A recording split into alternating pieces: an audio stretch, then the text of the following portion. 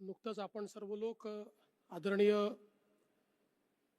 बाबूरावजी तिडके यांच्या 85व्या जन्मदिवसाच्या निमित्ताने भेटलो होतो आणि त्यावेळी मनोगत व्यक्त करताना आपल्यापैकी सर्वांनीच हे मनोगत व्यक्त केलं होतं की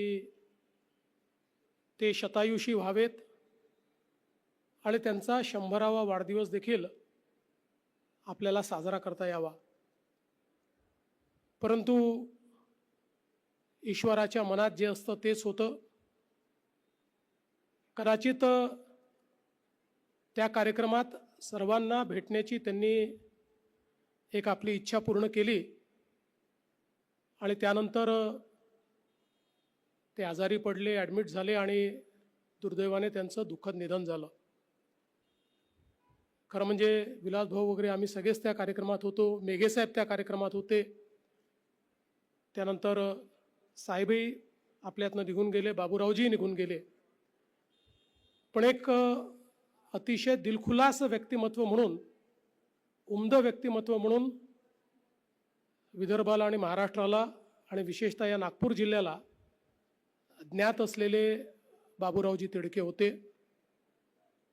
आम्ही देखील लहानपणापासनं काँग्रेस पक्षातल्या ज्या नेत्यांच्याबद्दल या जिल्ह्यामध्ये चर्चा असायची, ज्या नेत्यांबद्दल बोललं जायचं, त्यापैकी एक हे बाबूरावजी होते।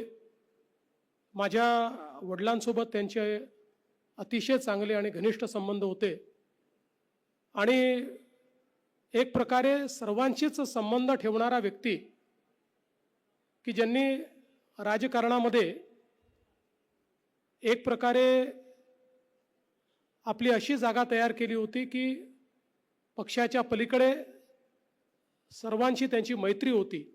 सहकाराच्या क्षेत्रात काम करत असताना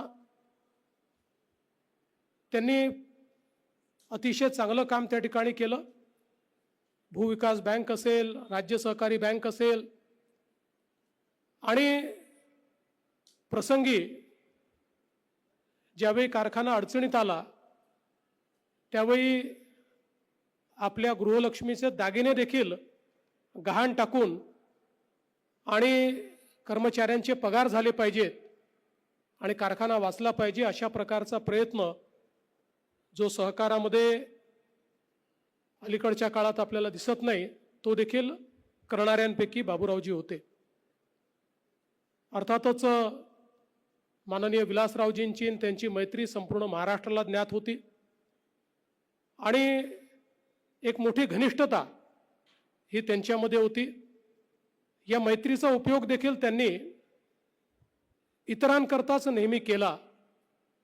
स्वतःला काही मिळालं पाहिजे यापेक्षा जे माझ्याकडे येतील त्यांना मी काय करून देईल, त्यांचे कसे कामं करीन, अशा प्रकारचा प्रयत्न हा सातत्याने त्यांचा असायचा। दुसऱ्यांच्या जीवनामध्ये हास्य निर्माण करायचं, आनंद निर्माण करायचा, खास जी एक वैदर्भीय पद्धती आहे मैफिलीची, तशा पद्धतीत देखील त्यांचा एक हातखंडा होता आणि त्यामुळे अर्थातच त्यांच्यासोबत राहणारे, त्यांच्यावर प्रेम करणारे अशी एक मोठी लोकांची संख्या आपल्याला या ठिकाणी पाहायला मिळते। इतके वर्ष काम करत असताना माणसं जोडण्याचं काम त्यांनी केलं आणि मला असं वाटतं की आजही आता खरं म्हणजे प्रसन्न आहे।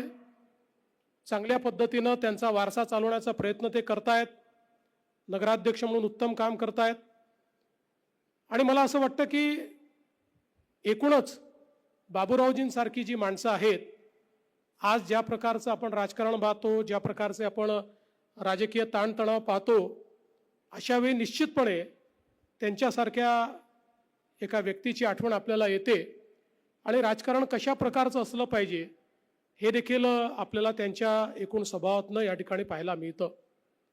जसं मी मगाशी देखील सांगितलं की सहकार क्षेत्रातलं त्यांचं योगदान हे खरोखर अत्यंत महत्त्वाचं आहे आणि मला विश्वास आहे की त्यांच्या सोबत जुडलेले, त्यांच्या वेगवेगळ्या कामातनं ज्यांना त्यांनी मोठं केलं, ज्यांना त्यांनी लाभान्वित केलं, अशी सर्व मंडळी आज निश्चितपणे त्यांच्या पश्चात देखील खूप चांगल्या पद्धतीनं त्यांचा जो काही विचार आहे तो पुढे नेण्याचा प्रयत्न करतील.